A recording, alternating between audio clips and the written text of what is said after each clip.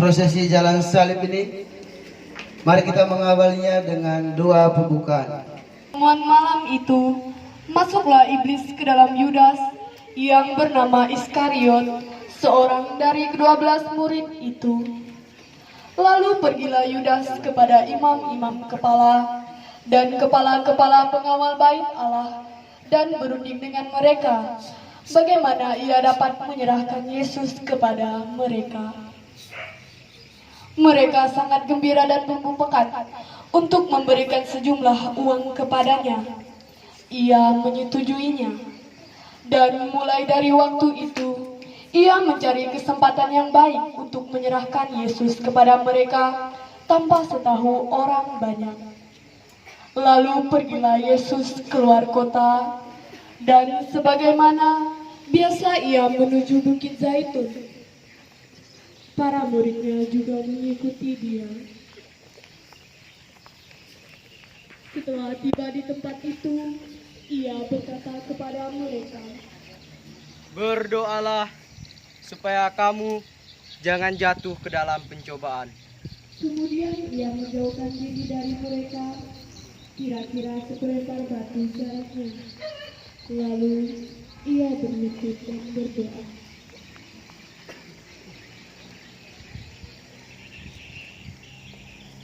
"Ya Bapakku, jikalau engkau mau, ambillah cawan ini daripadaku. Tetapi bukalah kehendakku, melainkan kehendak-Mulah yang terjadi." Ia sangat ketakutan dan makin bersungguh-sungguh berdoa. Bulunya menjadi seperti titik-titik darah yang bertetesan ke tanah. Lalu ia bangkit dari doanya dan kembali kepada murid-muridnya. Tetapi ia mendapati mereka sedang tidur karena duka cita. Katanya kepada mereka,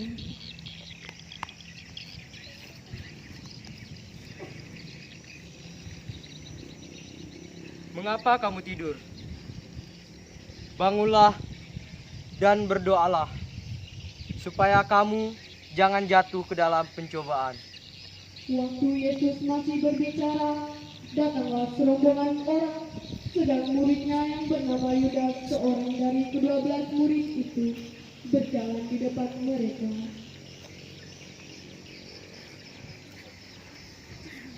Yudas mendekati Yesus untuk menciumnya. Maka kata Yesus kepadanya, "Hai Yudas, engkau menyerahkan anak manusia dengan ciuman?"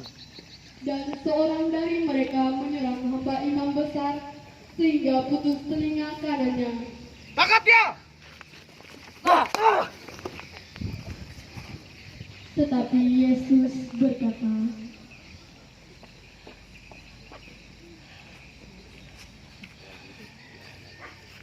"Hentikan, sudahlah itu. Sangkamu aku ini penyamun, maka kamu datang lengkap dengan pedang dan pentung. Padahal tiap-tiap hari aku ada di tengah-tengah kamu di dalam bait Allah, dan kamu tidak menangkap aku. Tetapi inilah saat kamu, dan inilah kuasa kegelapan itu." lalu Yesus ditangkap dan dibawa dari tempat itu. "Bawa dia! Jalan!" Ia digiring ke rumah imam besar.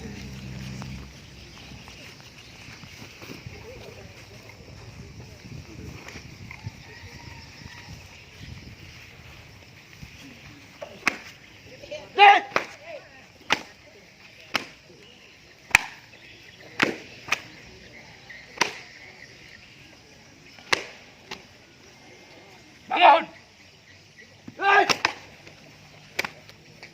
Petrus mengikuti dari jauh, dan Petrus duduk di sekitar keramaian itu. Seorang hamba perempuan melihat dia duduk dekat api. Ia mengamati-matinya lalu berkata, Juga orang ini bersama-sama dengan Bukan, aku tidak kenal dia. Tidak berapa lama kemudian, seorang lain melihat dia lalu berkata, engkau juga seorang dari mereka.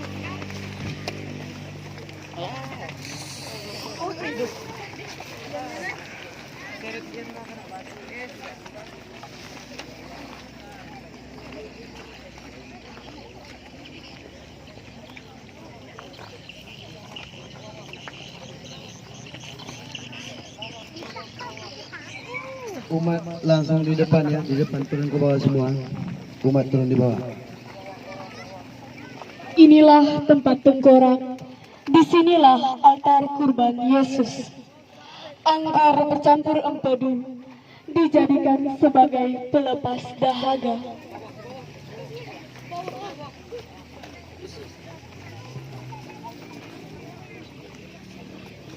Tempat tengkorak, saksi bisu kekejaman dan kekelaman hati manusia. Inilah penghinaan paling keji yang dialami oleh Yesus. Kebutaan hati dan keserakahan manusia telah mengalahkan segalanya, bahkan menutupi jalan rahmat dari Allah melalui Yesus Putranya.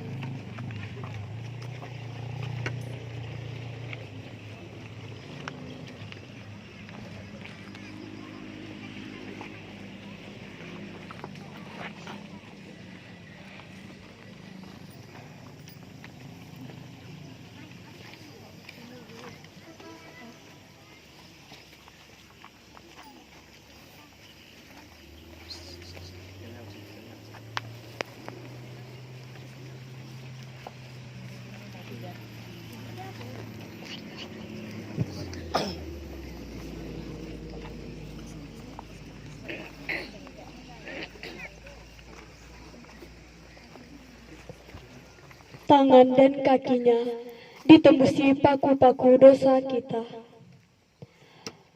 Sakit yang sangat mengerikan seolah tak dirasakan.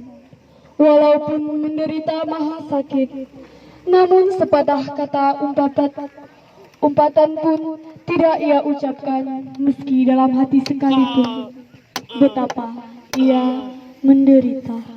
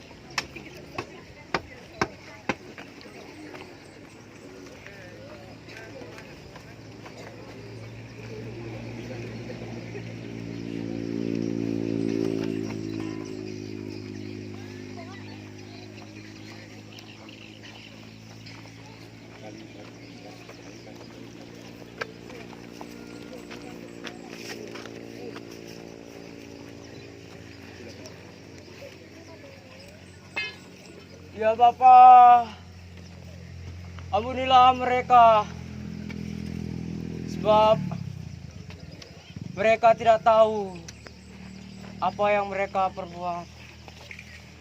Hahaha, orang lain ia selamatkan. Biarlah sekarang ia menyelamatkan dirinya sendiri. Jika ia adalah Mesias, orang yang dipilih Allah. Jika engkau orang Yahudi, selamatkanlah dirimu sendiri.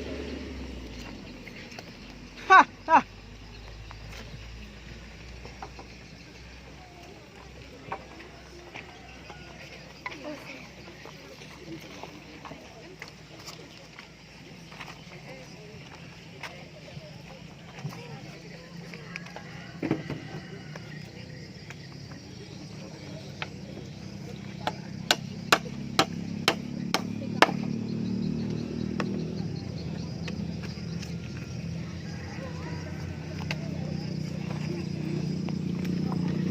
Ketika itu, hari sudah kira-kira jam 12. Lalu kegelapan meliputi seluruh daerah itu sampai jam 3. Sebab matahari tidak bersinar. Dan tabir bait suci terbelah dua. Lalu Yesus berseru dengan suara nyaring. Ya Bapa, ke dalam tanganmu kuserahkan nyawaku. Yesus perlahan-lahan memejamkan mata dan menundukkan kepalanya dan wafat.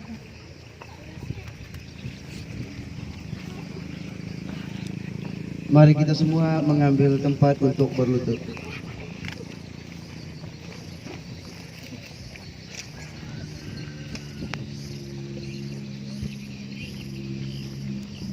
Bapak Ibu, saudara-saudari yang terkasih dalam Tuhan kita Yesus Kristus.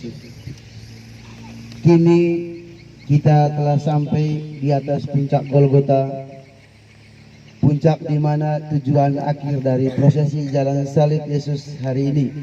Dan ini merupakan peristiwa yang memang bagi kita sebagai orang Katolik tidak asing lagi. Tetapi tema renungan kita pada hari ini adalah ada apa dengan salib. Salib selalu memiliki tanda dan arti. Salib selalu memiliki sesuatu yang berarti bagi orang yang sungguh-sungguh memaknainya. Hal ini juga sudah kita saksikan pada saat Yesus memikulnya dari rumah Pilatus sampai ke puncak Golgota. Menurut saya, salib adalah bagian dari hidup. Mengapa? Karena saya menyadari bahwa saya adalah orang yang terpanggil untuk mengikut salib bersamanya. Saya menyadari bahwa saya adalah seorang beriman yang mau hidup bersama-sama dengan Yesus. Dan hari ini juga Yesus sendiri mengatakan kepada kita semua, barang siapa yang mau mengikuti aku, ia harus memikul salib. Salib adalah pilihan dan memikulnya adalah sebuah konsekuensi bagi setiap orang yang dipanggil untuk bersatu dengan Kristus dalam mewujud karya keselamatan Allah di muka bumi. Saudara-saudariku yang terkasih dalam Tuhan kita Yesus Kristus, kita semua yang hadir di sini adalah orang-orang yang terpanggil, yang percaya akan Yesus Kristus, sehingga kita wajib memikul beban, yaitu salib hidup. Salib hidup adalah persoalan yang kita hadapi setiap saat dalam menjalani hidup ini di dunia yang fana ini. Salib yang paling konkret bagi kita dewasa ini adalah melawan dunia modern yang menghambat iman kita untuk sampai kepada Allah. Dalam perjalanan salib tadi kita melihat bagaimana Yesus dengan sungguh-sungguh memikul salibnya. Walaupun ditolong oleh Simon dari Kirene, tetapi ia juga jatuh, menunjukkan sebagai manusia yang lemah.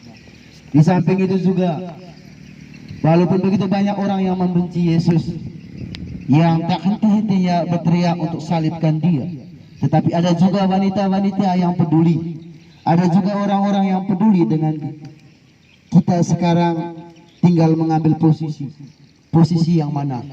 Orang yang menghujat Yesus, ataukah kita menjadi wanita-wanita yang peduli, menjadi orang yang peduli, ataukah kita menjadi Simon dari Kirene yang tulus mau membantu Yesus? Bapak Ibu, saudara-saudariku yang terkasih, kita yang hadir di sini adalah umat beriman yang sungguh percaya kepada Putra Allah yang mati di kayu salib. Di antara kita masing-masing mempunyai persoalan dalam menjalani hidup kita, hidup dalam keluarga, dalam rumah tangga kita masing-masing. Ada banyak persoalan yang kita hadapi, ataupun kegagalan-kegagalan yang kerap kali kita hadapi dalam kehidupan kita sebagai orang beriman. Itu semua adalah bagian dari salib, dan salib sudah menjadi bagian dari kehidupan kita. Namun kita perlu belajar dari Yesus yang telah memikul lebih dahulu. Ia memikulnya, walaupun dengan susah payah. Banyak orang yang teriak, banyak orang yang sedih, apalagi ibunda dari Karino yang berperan sebagai Yesus. Sungguh menyakitkan karena melihat putranya yang memikul salib yang tidak seberapa berat. Itu juga bagian dari bagaimana kita mengikuti jalan Kristus. Jalannya tidak mudah. Untuk sampai ke sana ada banyak persoalan, ada banyak masalah yang kita hadapi. Tetapi itulah panggilan kita sebagai orang beriman. Apakah kita mampu untuk sampai ke Golgota, ataukah kita sampai di tengah jalan lalu meninggalkan salib? Saudara-saudariku yang terkasih, begitu banyak orang yang menyerah atau lari dari kenyataan hidupnya karena ia tidak sanggup dalam menghadapi kenyataan hidup yang ia jalani. Itu artinya ia lari dari salib. Apakah kita juga akan lakukan hal yang sama? Bagi saya, dan saya harap Bapak Ibu juga tidak melakukan hal yang sama. Sebab hari ini kita sudah saksikan bagaimana Yesus dengan tangguh memikul salibnya sampai ke puncak Golgota. Kita juga dipanggil untuk melakukan hal yang sama dalam kehidupan, dalam rumah tangga kita masing-masing. Apapun persoalan yang kita hadapi, kita mampu meneladani sikap Yesus yang dengan tangguh, dengan sabar, walaupun tertatih-tatih, walaupun dengan perlahan-lahan, sampailah ia ke Golgota. Kematiannya hari ini bukan sebuah akhir dari segala-galanya, tetapi dia akan pergi untuk menyediakan tempat bagi kita. Hari ini adalah hari Jumat Agung, hari di mana Yesus mati di kayu salib secara tragis. Kita juga hari ini juga mengalami hal yang sama. Kita sedih, kita merasa kehilangan karena orang yang kita cintai, orang yang selalu hadir bersama kita, yang selalu memberikan kita semangat telah pergi. Tetapi Yesus pergi untuk menyediakan tempat bagi kita semua, karena pada waktunya kita akan bersama-sama dengan memaknai penderitaan hidup Yesus adalah bagian dari salib. Maka hal ini mengantar kita kepada arti salib itu bagi kehidupan kita saat ini. Bapak Ibu, saudara-saudariku yang terkasih, salib sebagai tanda kemenangan adalah bukti bahwa melalui salib Allah hadir untuk menyelamatkan kita. In hoc signo vinces. Dalam tanda ini kamu akan menang. Tanda salib adalah membuat manusia itu menang. Tanda salib membuat manusia selamat dari setiap percobaan, setiap masalah yang ia hadapi. Itulah tulisan yang dilihat oleh Santo Konstantinus di depan lambang salib ketika ia hendak melawan iparnya Maxentius di Italia, dan ia pun menang dalam peperangan itu. Dengan demikian, salib yang adalah penderitaan menjadi salib sebagai benteng bagi semua orang yang beriman dalam menghadapi kesulitan. Santo Paulus dalam suratnya kepada jemaat di Roma mengatakan bahwa salib adalah bukti kasih Allah yang nyata dalam hidup manusia. Dengan salib Allah menyalurkan banyak makna bagi seluruh kehidupan kita. Salib akan menghantar kita kepada sebuah tujuan hidup yang lebih baik, sehingga tidak perlu lagi takut dengan salib, karena salib ini untuk saya dan juga untuk kita semua yang hadir di sini. Semoga.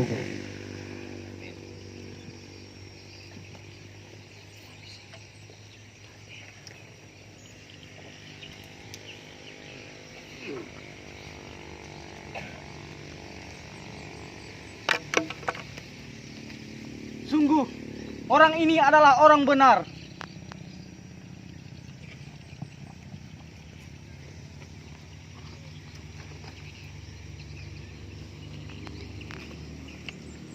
Datanglah seorang yang bernama Yusuf. Ia anggota majelis besar dan seorang yang baik lagi benar. Ia tidak setuju dengan putusan dan tindakan majelis itu. Ia berasal dari Arimatea, sebuah kota Yahudi, dan ia menanti-nantikan kerajaan Allah. Ia pergi menghadap Pilatus dan meminta mayat Yesus.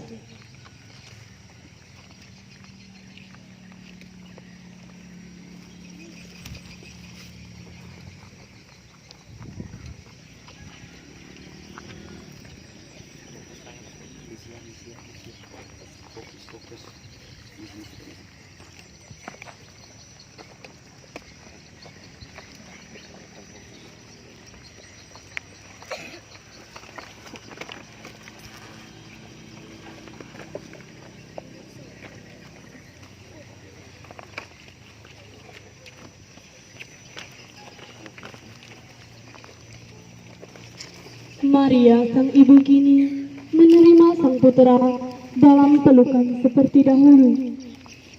Namun, kini sang putra telah wafat oleh tikaman dosa-dosa manusia.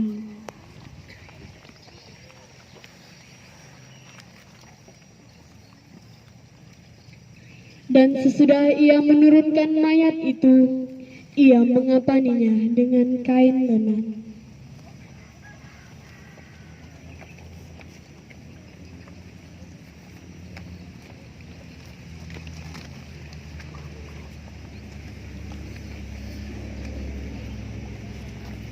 Lalu mereka membaringkannya di dalam kubur yang digali di dalam bukit batu, di mana belum pernah dibaringkannya mayat. Hari itu adalah hari persiapan dan Sabat hampir mulai. Dan pada hari Sabat mereka beristirahat menurut hukum Taurat.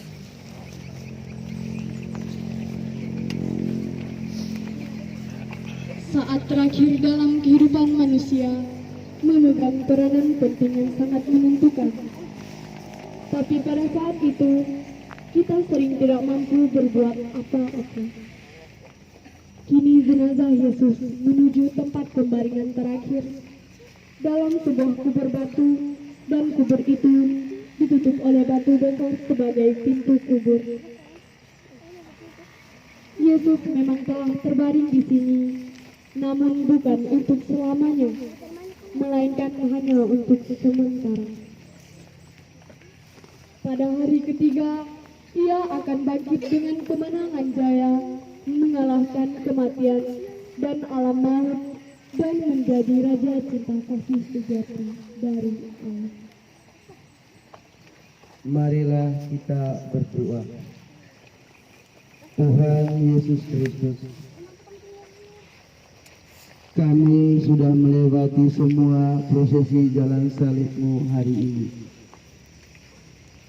Kami sungguh merasa kehilangan dengan apa yang kami rasakan yang bersumber daripada-Mu. Yesus, kami telah menampilkan apa yang sudah kami lakukan. Kami percaya bahwa yang kami lakukan ini tidak sekejam, tidak sesakit seperti apa yang Kau alami sedia kala.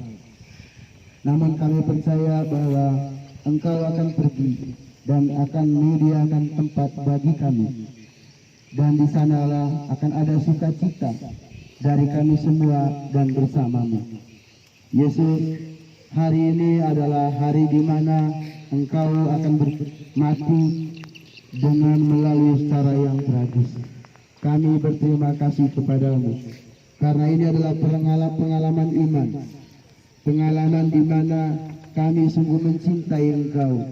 Kematian-Mu dengan begitu keji memberikan semangat baru bagi kami untuk terus beriman akan Dikau sekarang dan selama-lamanya. Yesus, kami bersyukur juga, kami umat-Mu separuh di Santo Gabriel Sandai hari ini merayakan jalan salib. Kami percaya bahwa dengan peristiwa inilah kami semua terus akan mengembangkan iman di tempat ini. Dengan ini pula, dengan kematianmu ini juga memberikan makna yang sangat luar biasa bagi perkembangan iman kami di tempat ini. Yesus, Engkau telah pergi, kami mohon kepadamu, suding kiranya Engkau juga merahmati keluarga, rumah tangga, dan pekerjaan serta rencana dan niat-niat baik kami, dan semua orang yang dengan caranya sendiri dalam membangun gereja di tempat ini. Ya Yesus yang baik, kami yakin bahwa Engkau yang diutus oleh Bapamu adalah Tuhan yang bagi kami adalah keselamatan. Maka daripada itu ya Bapa yang kudus, kami mohon kepadamu, semoga dengan peristiwa jalan salib ini menghantar kami semua untuk terus mencintai Engkau, mencintai putramu, dan pada akhirnya kami juga mengalami sukacita yang berlimpah daripadamu. Berkatilah kami semua, berkati seluruh proses persiapan kami di tempat ini untuk mengikuti seluruh acara doa misa yang akan kami laksanakan. Semuanya dapat berjalan dengan baik dan dapat menumbuh kembangkan iman kami di tempat ini. Engkau kami puji ya Tuhan kini dan sepanjang segala masa. Semoga Tuhan beserta kita. Semoga kita sekalian seluruh doa-doa, khususnya prosesi jalan salib tadi, menumbuhkan iman kita akan kecintaan kita juga dengan Yesus. Dan dengan salibnya juga memberikan keselamatan bagi kita dan juga memberikan berkat yang berlimpah bagi keluarga, rumah tangga, serta orang-orang yang kita doakan dalam setiap doa dan permohonan kita. Dan kita satukan dengan berkat Allah. Dalam nama Bapa dan Putra dan Roh Kudus. Amin. Selamat siang semua.